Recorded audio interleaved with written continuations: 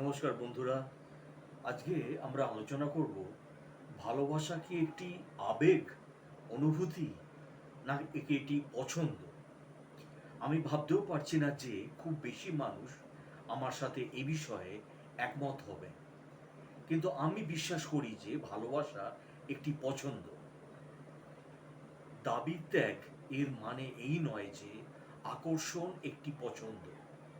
কারণ আমি বিশ্বাস করি যে আমরা যে অনুভূতিগুলিকে ভালোবাসা বলে ভুল করতে পারি তার অনেকগুলোই আসে এবং যায়, যা অভিজ্ঞতা অর্জনকারীর খুব কম নিয়ন্ত্রণে থাকে। ভালোবাসাকে একটি পছন্দ বলা মানে ভালোবাসাকে একটা অনুভূতি বলার চেয়ে বরং এটাকে আরো সুন্দর এবং জাদুকরী কিছু হিসাবে স্বীকৃতি দেওয়া। অনুভূতিগুলো এত ক্ষণস্থায়ী, চঞ্চল এবং প্রায়শই অবিশ্বাস্য। যখন আমি বলি যে ভালোবাসা একটি পছন্দ, তখন আমি বলতে চাইছি এটি একটি প্রতিশ্রুতি, সত্য এবং ঈশ্বরীয়। ভালোবাসা হলো প্রতিটি দিনকে অন্যের ভালোর জন্যে নিঃস্বার্থভাবে কাজ করার জন্যে বেছে নেওয়া, স্বীকৃতি নির্বিশেষে এবং অনুভূতি নির্বিশেষে। বিবাহিত অথবা দীর্ঘ সময় ধরে সম্পর্কে থাকা যে কেউ আপনাকে বলবে যে অনুভূতিগুলি সবসময় থাকে না। এমন কিছু দিন আসে যখন তারা তাদের সঙ্গীর প্রতি হতাশ বা বিরক্ত থাকে। কখনো কখনো তাদের হৃদয়ে এমন অনুভূতি থাকে, আবার কখনো কখনো তা থাকে না। সত্যিকার অর্থে ভালোবাসা বলতে সেই অনুভূতিগুলিকে তোমার কর্মকাণ্ডকে চালিত করতে না দেওয়া। সত্যিকারের ভালোবাসা হলো অন্যায় করলে ক্ষমা করে দেওয়া। সত্যিকার অর্থে ভালোবাসা হলো কারোর জন্যে সর্বোত্তম চাওয়া এবং এমনভাবে জীবনযাপন করা যা তা প্রতিফলিত হয়। আর যখন দুজন মানুষ ভালোবাসার এই পারস্পরিক বোঝাপড়া নিয়ে বেঁচে থাকে, তখনই আমরা ভালোবাসা থেকে উদ্ভূত অবর্ণনীয় অনুভূতিগুলি অনুভব করি এবং আমরা সেগুলি ক্রমাগত গভীর এবং আরও গভীর বা ঘনিষ্ঠ স্তরে অনুভব করে থাকি। এটি শুরু হলে একটি অনুভূতি হয়, কিন্তু অবশেষে এটি একটি পছন্দ হয়ে দাঁড়ায় বা ওঠে।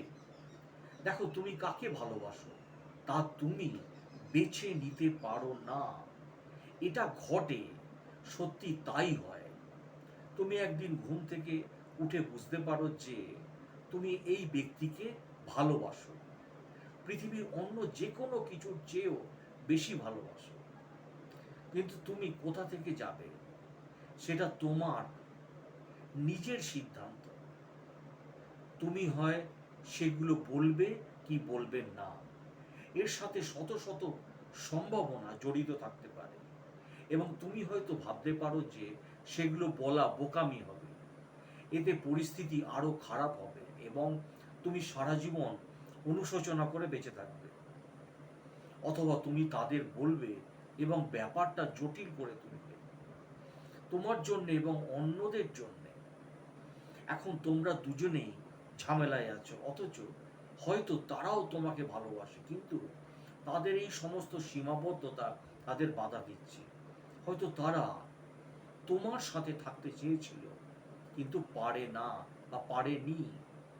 তুমি বুঝতে পারছো তোমার কারণে তারা কতটা ঝামেলায় পড়েছে, কিন্তু তুমি সারা জীবন ধরে অনুশোচনা করবে। অথবা তুমি তাদের বলবে এবং তারাও বলবে যে তারা তোমাকে কতটা পাগলের মতো ভালোবাসে বা ভালোবেসেছিল, এবং তোমরা দুজনেই সুখে থাকো তোমাদের নিজস্ব জীবনে, যদিও এটা খুব কমই ঘটে।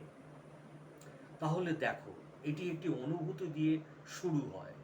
তাই এই ভালোবাসা, এই আবেগ স্পষ্টতই একটি অনুভূতি, তাই না? তারপর আসে দায়িত্ব, পছন্দের দায়িত্ব। এই ভালোবাসা, এই প্রতিশ্রুতি একটি পছন্দ, এমন একটি পছন্দ যা তোমাকে নিয়েই বাঁচতে হবে।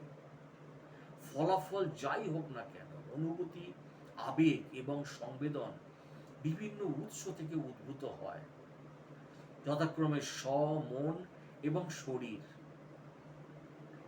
আবেগ অনুভূতির মাধ্যমে একটি বিশ্বাস, অর্থ, সংজ্ঞা, বিশ্বাসের প্রতি এক ধরনের প্রতিক্রিয়া। উদাহরণস্বরূপ, তুমি কোনো কিছুকে কুৎসিত হিসাবে সংজ্ঞায়িত করো এবং ঘৃণা বোধ করো। কাউকে আঘাত করার বা রাগ অনুভব করার সংজ্ঞা দাও। তুমি কোনো কিছুকে প্রেমের বস্তু থেকে বিচ্ছিন্নতা হিসাবে সংজ্ঞায়িত করো এবং দুঃখ অনুভব করো ইত্যাদি। সংজ্ঞা পরিবর্তন করো এবং আবেগ সেই অনুযায়ী পরিবর্তিত হয়। আবেগ ক্লান্তিকর এবং দীর্ঘমেয়াদে লক্ষণগুলির কারণ হয়। অনুভূতি, তুমি কে, তোমার উৎস কি, তোমার চেতনা, তোমার আত্মার উপলব্ধি। যখন কোনো আবেগ চেতনাকে ডেকে রাখে না, তখন তুমি স্পষ্টভাবে অনুভব করো ভালোবাসা, আনন্দ, মহিমা, শান্তি ইত্যাদি আছে। অনুভূতি পুষ্টিকর। তুমি যেমন আবেগ সৃষ্টি করতে পারো, তেমনি অনুভূতিও সৃষ্টি করতে পারো না। তুমি তুমি অনুভূতিগুলিকে ঢেকে রাখা আবেগের মেঘগুলো সরিয়ে ফেলতে পারো। তুমি তোমার আবেগকে একপাশে থেকে পর্যবেক্ষণ করতে পারো, কিন্তু অনুভূতিগুলো তুমি তুমি সেগুলোকে তোমার থেকে আলাদা করতে পারো না, কারণ তুমি ভালোবাসো। মন থেকে কি উৎপন্ন হয় এবং আত্মা থেকে কি উৎপন্ন হয়, এই পার্থক্য নির্ণয়ের জন্যই মানব জীবনের এই যাত্রা। তো তাই মিশ্রিত একত্রিত হিসাবে উপলব্ধি করি আমরা আমরা তাদের একই হিসাবে উপলব্ধি করি। প্রায়শই আমরা আত্মার চেয়ে মনকে বেশি অগ্রাধিকার দিই, কারণ মন উচ্চতর এবং আত্মা শান্ত। আত্মা এবং এই মিশ্রণ অনেক সমস্যা তৈরি করে বা করেছে। আমরা এমন এক প্রজন্মের বাসিন্দা যেখানে ভালোবাসা একটা সাধারণ আবেগে পরিণত হয়েছে এবং মানুষ একে অপরের উপর অবিশ্বাস্য রকম দ্রুত হাল ছেড়ে দিচ্ছে। এটা অনেকটা কার্যকরী স্বনির্ভরতার মতো। যদি তারা যা আশা করে তা না পায়, তাহলে তারা বেরিয়ে আসতে চায়। কারো কারো কাছে ভালোবাসা অন্য কেরিয়ারের পদক্ষেপের মতোই একটি সিদ্ধান্ত। কারো কারো কাছে এটা একটা সংগ্রাম, কারো কাছে একটি উচ্ছ্বাস, আবার কারো কারো কাছে এটা একটি বোঝা বা চাপ। কিন্তু যদি ভালোবাসা একটা সচেতন পছন্দ হয়, তাহলে এটা রোমান্টিক অবশ্যই। তাই ভালোবাসা অবশ্যই কোনো পছন্দ নয়। প্রেমে পড়ার সময় তুমি যে পছন্দগুলো করো তা নির্ধারণ করে যে এটা দীর্ঘস্থায়ী কিনা। ভালোবাসার প্রকৃত অর্থ হলো আত্মার আকাঙ্ক্ষা, যা অত্যন্ত আবেগপ্রবণ এবং যা আনন্দের এক পরমানন্দ সৃষ্টি। এটি একটি অত্যন্ত শক্তিশালী আবেগ। এটি আবেগ যা আত্মা থেকে প্রবাহিত হয়, অন্যান্য জীবনের স্ফুলিঙ্গ। তাই যখন আমরা ভালোবাসা বেছে নিই, তখন তা প্রকৃত ভালোবাসা নয়। প্রকৃত ভালোবাসা অতীন্দ্রিয়। এটি 7 রঙের একটি রামধনু।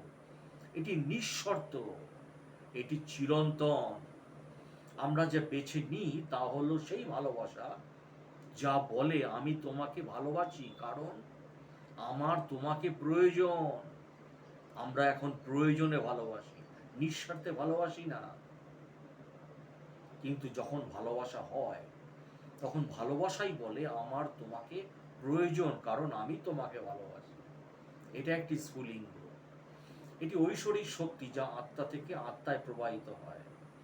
এটি ভালোবাসার প্রকৃত অর্থ। কিন্তু পৃথিবী কেবল শারীরিক ভালোবাসার সম্পর্ক জানে, এমন ভালোবাসা যা প্রত্যাশা এবং অবস্থার উপর ভিত্তি করে। তবে এটি প্রকৃত ভালোবাসা নয়।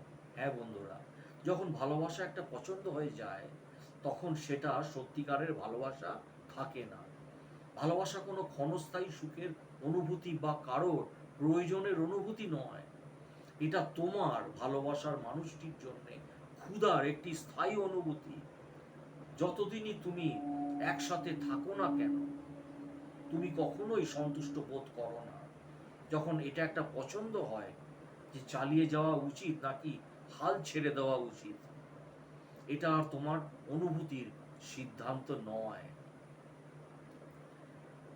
তাই বলবো যে ভালোবাসা এটি একটি মোহ?